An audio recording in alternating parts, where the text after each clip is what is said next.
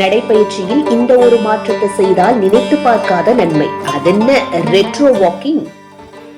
அருகில் உள்ள பூங்காவில் தினமும் நூற்றுக்கணக்கானோர் நடைப்பயிற்சி செய்வதை நம்மால் காண முடியும். ஆனால் அனைவரும் அறியாத ஒரு நடைப்பயிற்சி முறை இப்பொழுது பல இடங்களில் வேகமாக பிரபலமடைந்து வருகிறது. அதுதான் ரெட்ரோ வாக்கிங். சாதாரண நடைப்பயிற்சியை காட்டிலும் உடலுக்கு ரெட்டிப்பு பலன் தரும் ஒரு முறையாக இது விளங்குகிறது. இதை அறிந்தவர்கள் சில நிமிடங்களாவது தினசரி நடைப்பயிற்சியில் இதை சேர்த்துக் கொள்வதை பழக்கமாக்கி வருகின்றனர். ரெட்ரோ வாக்கிங் என்றால் பின்னால் பார்த்தபடி நடப்பது என்று பலர் எண்ணலாம். ஆனால் உண்மையில் இது மிக எளிதான உடற்பயிற்சி. முன்புறம் பார்க்கும் போதே கால்களை பின்னோக்கி முன்னோக்கி மாற்றி செய்யப்படும் ஒரு கட்டுப்பாட்டான நடை. இதனால் உடம்பில் பயன்படுத்தப்படும் தசைகள் மாறும்.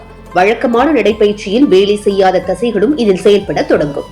சாதாரண நடைப்பயிற்சியில் முழங்கால், தொடை, கால் சுவடு ஆகியவை ஒரே திசையில் வேலை செய்வதால் அதே தசைகள் மட்டுமே மீண்டும் மீண்டும் செயல்படும்.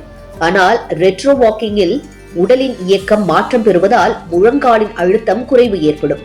குறிப்பாக முழங்கால் வலி கொண்டவர்களுக்கு இது நல்ல நிவாரணம் தரும் என்று மருத்துவ மையங்கள் பல இடங்களில் குறிப்பிடுகின்றன. மேலும் ரெட்ரோ வாக்கிங் மூளையின் செயல்பாட்டையும் தூண்டும். வழக்கத்திற்கு மாறாக உடல் இயக்கப்படுவதால் மனநிலை கவனம் பெறும். இதன் மூலம் நினைவாற்றல், முடிவெடுக்கும் திறன் மற்றும் கவனச்சிதறல் போன்றவை குறையும். அதனால் ஒரே நடைப்பயிற்சி இருவகை நன்மை என்று தன்மையை கொண்டிருக்கிறது. காலின் பின்னால் உள்ள தசைகள், இடுப்பு, முதுகு தசைகள் எல்லாம் பின்புற இயக்கத்தால் சமநிலையாக வேலை செய்கின்றன. இதனால் முதுகு வலி குறையும். சிலர் வழக்கமான நடைப்பயிற்சியில் 10 நிமிடங்கள் சோர்வடைவார்கள். ஆனால் ரெட்ரோ வாக்கிங்கில் சில நிமிடம் செய்தாலுமே உடல் எரிச்சல் குறையும், சுவாசம் சீர்படும், மனம் லேசாகும். இதற்காக பெரிய மாற்றம் தேவை இல்லை. தினசரி நடைப்பயிற்சியில் ஆரம்பத்தில் 2 நிமிடம் ரெட்ரோ வாக்கிங் சேர்த்தாலே போதும். காலக்கெடுவில் 5 நிமிடமாக அதிகரிக்கலாம்.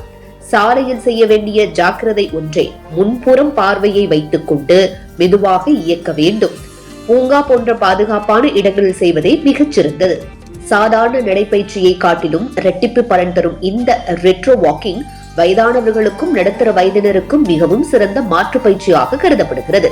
தினசரி வாழ்வில் இந்த சிறிய மாற்றத்தை செய்யும் போது உடல் ஆரோக்கியம், மன தெளிவு ஆகியவை கணிசமான முன்னேற்றம் காணும் என்பதில் எந்த ஐயமும் இல்லை.